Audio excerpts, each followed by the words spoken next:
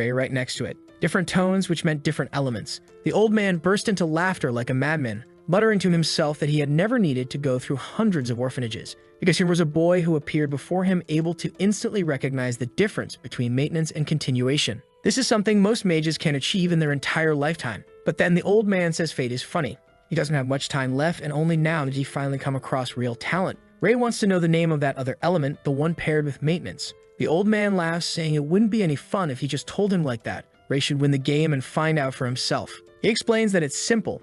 Right now there's a sphere made of 2 elements between them. He wants Ray to try pulling that sphere toward himself. If Ray can draw it close, he wins. To make things easier, the old man even moves it a little closer to him. Ray thinks there must be some way to win, even though the old man is much stronger. He declares he's ready, and the elder signals the start. The moment Ray channels his mana, the little sphere shoots off in an instant and stops right in front of the old man. Ray is confused, realizing just how fast the old man really is. Then the elder calmly announces that he'll be asking the first question. He wants to know where the boy learned magic. It's Ray's turn to radiate that fierce aura, and he answers that he learned by himself, surprising the old man for the second time that day. Judging from his expression, Ray wonders if self-taught mages are really that rare. But once again, the elder repeats that if Ray wants answers, he has to win the game. Ray says fine, they'll just start the next round. At least he'll be learning magic directly from a Dumbledore-like teacher, right? This kid's about to level up, but judging from his dumbfounded look, you could tell he lost again. This time, the elder explains that the competition depends entirely on a person's ability to wield mana.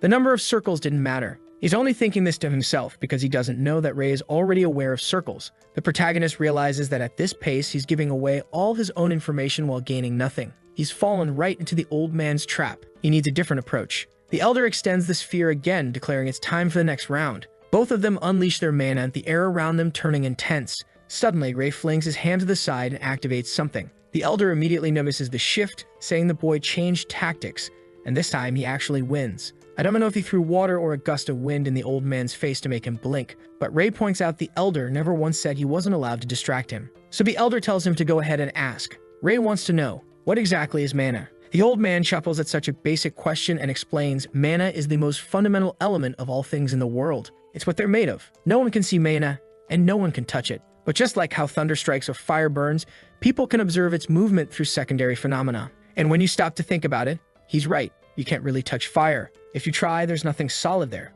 Lightning is the same way. We're learning something here, folks. The old man continues, saying only a small portion of humans are born with the sensory ability to perceive mana. But feeling mana doesn't mean being able to use magic. That's because the talent to sense it and the talent to manipulate it are completely separate domains. Ray asks if by talent he's only referring to the ability to manipulate. The elder realizes that's a second question, but lets it slide, answering yes. Normally, talent means the ability to manipulate mana and combine it to create effects. Usually that's what determines how strong a mage will become. In a sense, studying mana is really just a person learning about themselves. And that's why there's a saying that the waves of humans are always honest with themselves. The protagonist grows thoughtful, but with that, they move on to the next game. And this time, it looks like our boy is actually managing to pull the sphere, and the old man is the one looking shocked. The element of maintenance was considered one of the hardest to manipulate, and he was learning it in real time and had already gotten the hang of it. So, what's the next question? This time, our boy aims straight and asks about those circles mages have surrounding their mana hearts.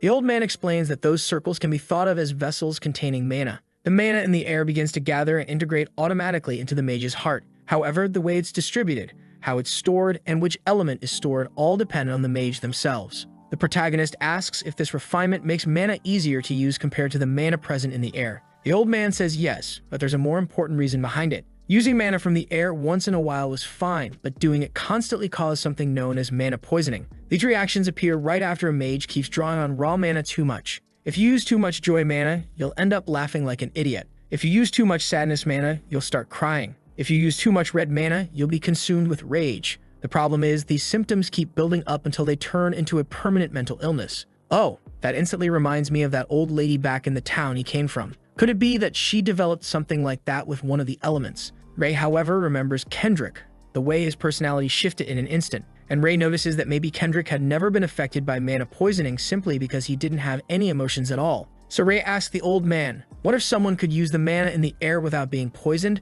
Wouldn't that be a huge advantage? The elder replies that it's a unique thought, but he's never known anyone like that. If such a person existed, they would be incomparable to other mages, since all the others are forced to refine air mana for safety. For that person, the amount of mana available would be infinite. The old man then asks if Ray has a dream. The protagonist checks if he means the kind you have when you sleep, but the elder shakes his head. He's talking about a goal in life, something he wants for the future. Ray says yes, he does have something he deeply desires. There's a certain person he has to kill, another he has to save, and on top of that, he still has this idea of resurrection in his head. Give it up already, you magical Killua. The elder says he's heard plenty of people talk about the first, but it's the first time he's hearing about the second. Then he makes an irresistible offer. He asks if Ray wants to learn from him. Ray can't wrap his head around why a four-circle mage would want to teach some orphan off the streets. He can't see the man's purpose. Could it be that he wants something from him? But before Ray can even voice the thought, the old man says he doesn't want anything. So the boy just says, "Alright then, that's that. We're good." At that, the old man smiles and tells Veronica to come in.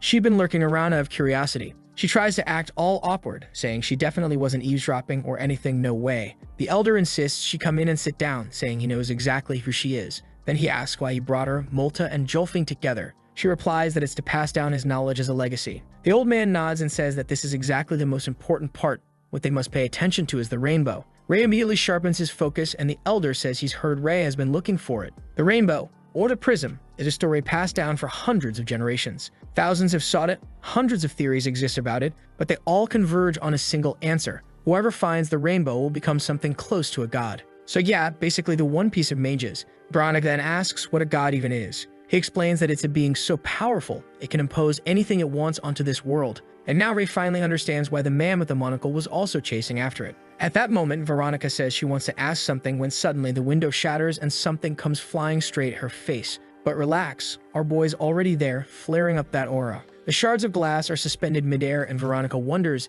if this is wind magic. Ray, however, is thinking about how he already took down that guy, sliced his arm, and left him useless so he wouldn't try anything again. But apparently, this wasn't that guy, it was people from some other gang. He sees the kids running off, and the old man says that once again Ray saved them. It should have been him doing that, but physically he was incapable. He then asks Veronica to take care of the boy, while Ray wonders if this is really right. For some reason, it felt strange seeing someone cry over such a small wound. Veronica had tears streaming down. Ray thinks to himself that he actually wishes he had a scar, something to honor enemies of the past. That would look way cooler. Then the old man tells Veronica to stop using magic before she's even created her circle. She says fine, she'll just clean the room, and Ray comments that these people have been throwing stones for quite some time, judging by what she said. The old man replies it's been over a month. It seems like someone ordered it. Apparently, there's a person making offers to buy this store. Ray asks if the old man doesn't want to sell, and he admits that was his original intention. But things are getting complicated. It was half a year ago when he opened this place. Back then, his health was much better. What happened to you since then?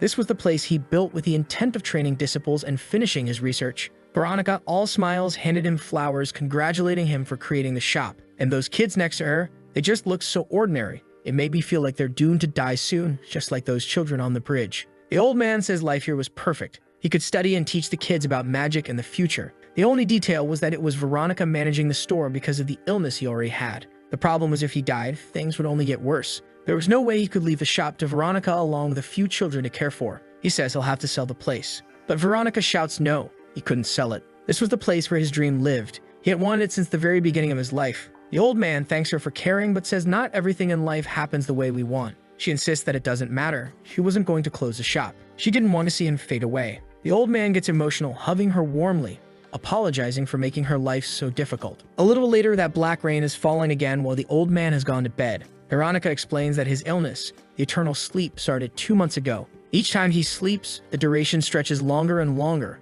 until the day comes when he'll fall asleep and never wake again. Damn, that's terrifying. It had already progressed to the point where he couldn't stay awake for more than 2 or 3 hours a day, meaning his whole day had been just this interaction with Ray. She then asks the boy to come back tomorrow since usually her grandfather is awake in the morning. She hands him her rain cloak and says she'll see him then. Ray, all this time, hasn't said a word, but now he remembers the people on the bridge crying. Even if it was hard for him to understand others' feelings, he had gone through something similar himself. He turns back and tells her not to worry, that everything will work out. The girl is left speechless, and he leaves while she thanks him. Walking through the streets, though, he wonders where those guys ended up. He knows the library is on 8th Street, and the one running that territory is some gang leader named Jeffers. The place is empty, so maybe they retreated again because of the black rain. Ray had been planning to deal with this guy soon, but now he'll need to adjust his plan. He runs thinking it might be best to talk with Philip to arrange a meeting with Jeffers. But suddenly, right at the entrance, he comes face to face with 4 hooded figures. That was Kendrick's gang, so what the hell were they doing there? The one on the right asked how long he was planning to keep this up,